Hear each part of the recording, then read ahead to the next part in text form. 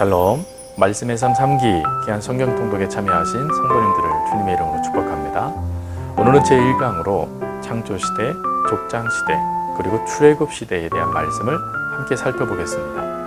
이 모든 것을 살필 때 순서는 나누어 드린 강의안을 그대로 따라가면서 이 모든 것을 살피도록 하겠습니다. 첫 번째로 창조시대입니다.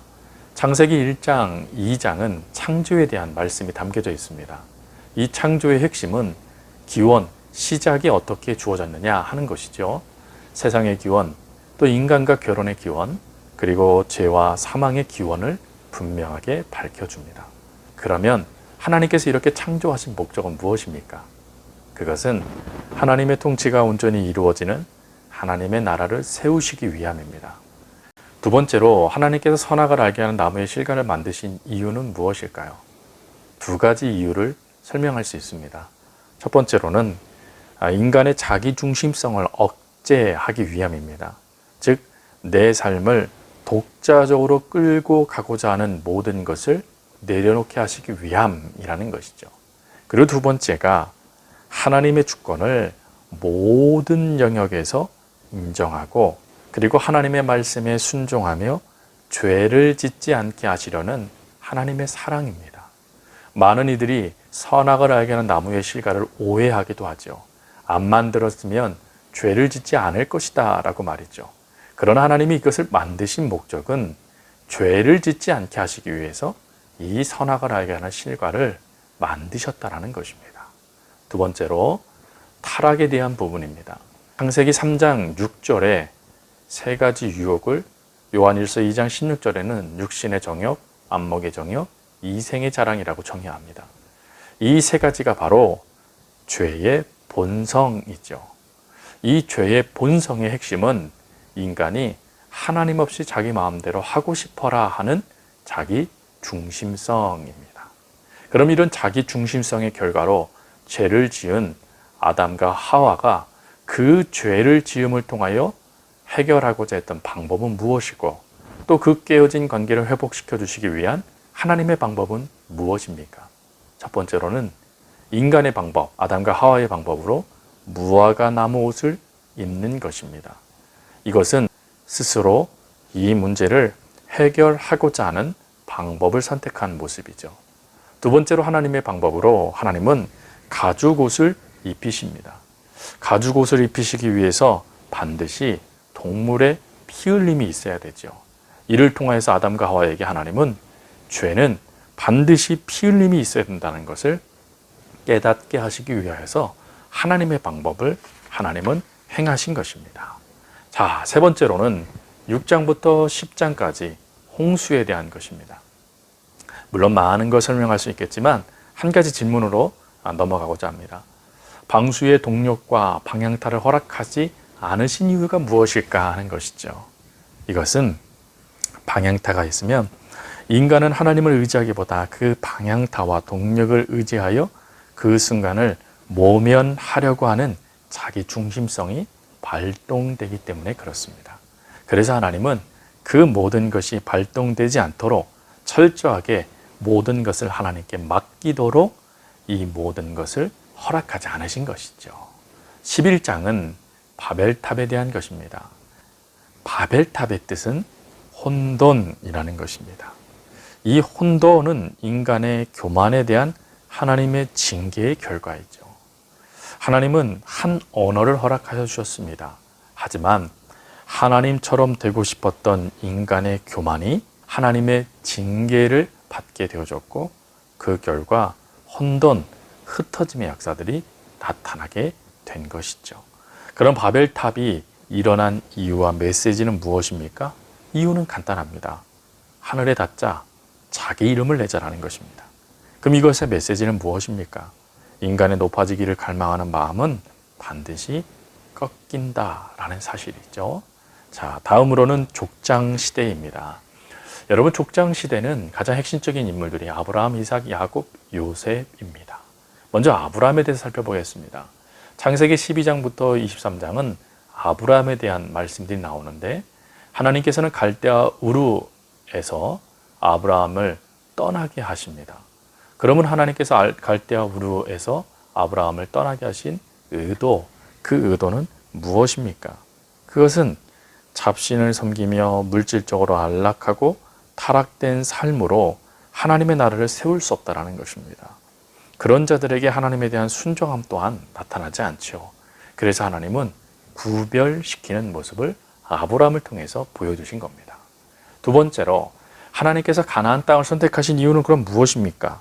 그것은 하나님을 온전히 의지하고 순종하는 법을 훈련하기 위함입니다.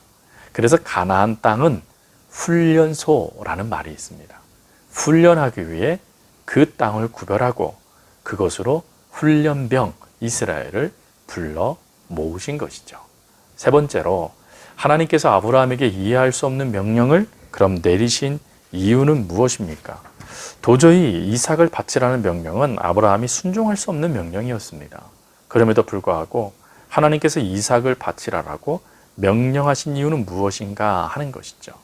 그것은 순종에 대한 중요한 훈련을 하시기 위함입니다. 순종은 하나님의 나라를 이루어가는 중요한 열쇠이죠. 그 열쇠를 분명히 깨닫게 하기 위해서, 그리고 순종만이 하나님을 향한 믿음의 확신이라는 것을 분명히 알게 하시기 위해서 이러한 이해할 수 없는 명령을 내리신 것입니다. 두 번째로 이삭과 야곱에 대한 것입니다. 아브라함은 아들 이삭의 신부를 구하는 것에도 한 가지의 관점을 놓치지 않고 있습니다. 그것은 하나님의 인도하심을 믿고 순종하는 것입니다. 그래서 그의 종에게도 하나님께서 허락하실 것이다, 하나님께서 허락하지 아니하시면 떠나라 라고 말하며 철저하게 하나님의 인도하심과 믿음, 순종을 가르쳤던 것이죠.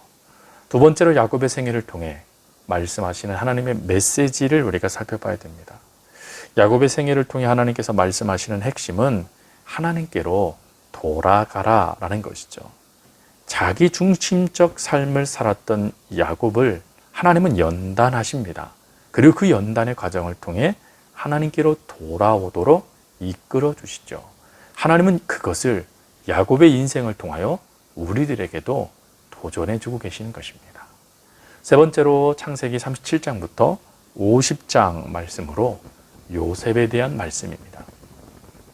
하나님께서 요셉을 애굽으로 팔려가게 하신 근본적인 이유가 있습니다.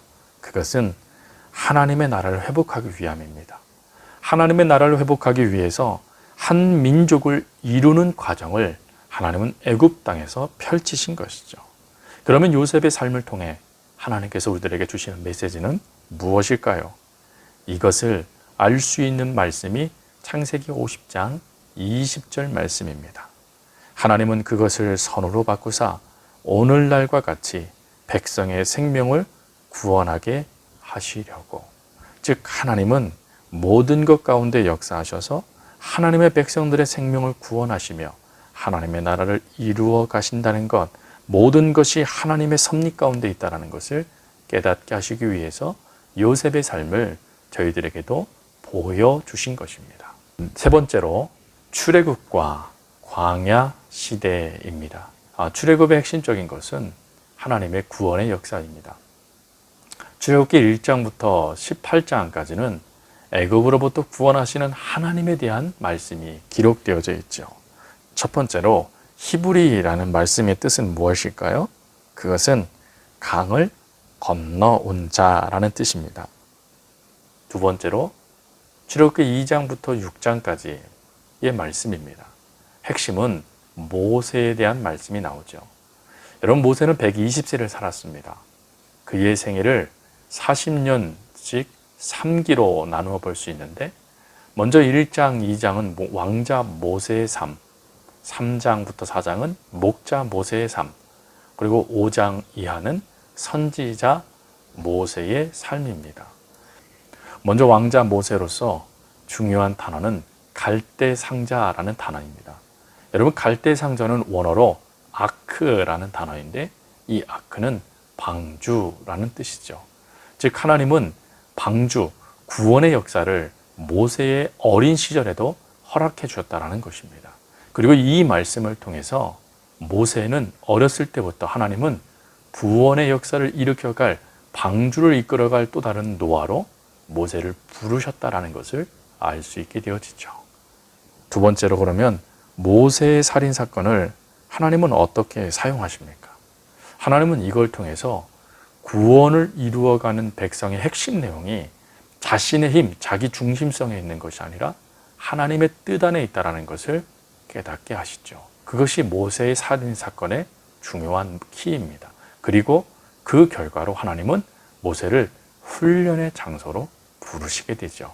그것이 3장 4장의 목자의 삶입니다. 훈련의 자리에 나오는 모세에게 하나님은 신을 벗으라라고 말씀하십니다. 신을 벗는다라는 이것은 하나님의 백성으로 삼으시며 그를 다스려 가신다, 이끌어 가신다라는 뜻을 담고 있는 중요한 말씀입니다. 그리고 마지막이 선지자 모세이죠.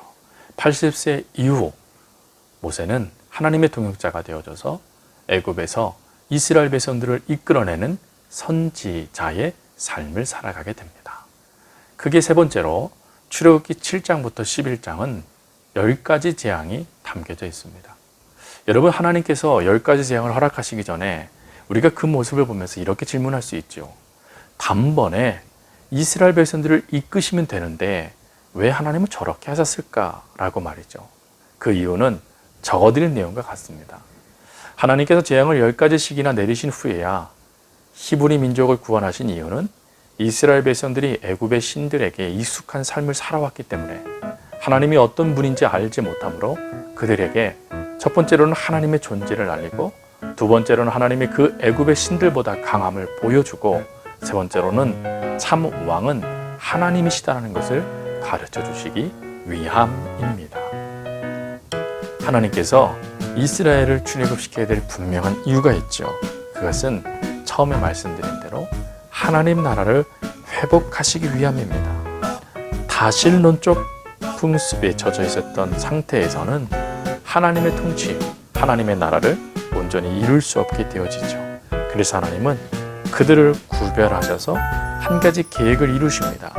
그것이 출애굽기 19장 5절부터 6절에 나와 있는 말씀처럼 제사장 나라를 만들어 가시는 것이죠.